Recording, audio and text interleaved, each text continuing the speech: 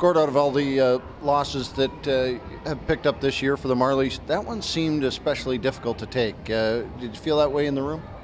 Yeah, it's pretty disappointing because I thought we put in mostly a pretty good effort. I thought we were there stride for stride with them, and that's a good hockey club over there. They play with a lot of pace, and I thought we were right there with them. Other than the fact that we turned a lot of pucks over, and between the first and second, I think we were closing in on 30 turnovers, which against a team like that, they're going to capitalize on it, and they did on the first two goals. So, those are things that we talked about all year, and we got to rectify those type things.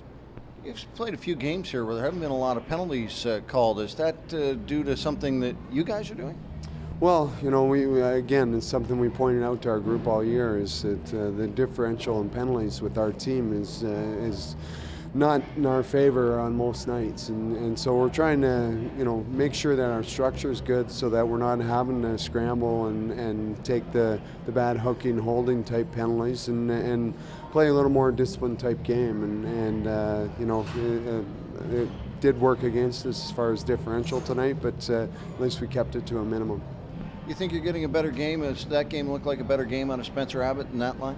Yeah, that line was our best line tonight. Sammy Carrick, Spencer Abbott, and Matt Fratton were excellent out there tonight, and they really pushed the pace. They were physical. They were good defensively, and I don't think we had that through our whole lineup.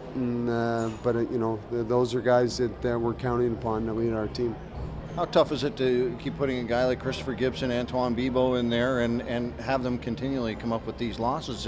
Will you find it shaking their confidence at all? No, I don't think so. I think they've been, they recognize, they can't go out and score goals, and they do their job on that side of it, and they stop the ones they should stop, and I can count on one hand really the bad goals against either one of them all year. So they're doing their job, and I would hope that would not shake their confidence. Gord, over the past 3 games, your third and fourth lines have combined for 7 points. How much easier does it make for you, strategic-wise, to be able to roll 4 lines like that against a quick Grand Rapids team? Yeah, it's nice to have the depth in the lineup that we've got going, and I don't classify too much third, fourth, first, second type thing. Is we can roll through it, and I tried to do some line matching at different times there, but I felt like it's nice to have that depth. 5 games in, what's your assessment of William Nylander's play so far? Well, he's a guy with the puck that he creates a lot, and he's got good vision out there. And when he's moving his feet, he's going to be a guy that's going to create a lot of things. He's just got to start figuring out a little bit more of the structure, the type of game that he's got to play, and within our structure. And he's on a learning curve here still, and it's going to be a while.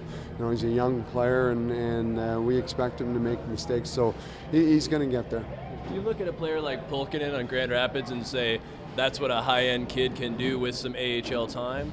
Yeah, with time and patience, and he's a guy that your confidence grows over time too when you're able to keep going out there, and obviously they bring certain abilities into the game, and the confidence side of it, to be able to utilize those abilities, it develops over time too. Gord, Jonas Gustafsson has a very aggressive style of goaltending. Is that makes things more difficult to adjust on the fly, to strategic-wise?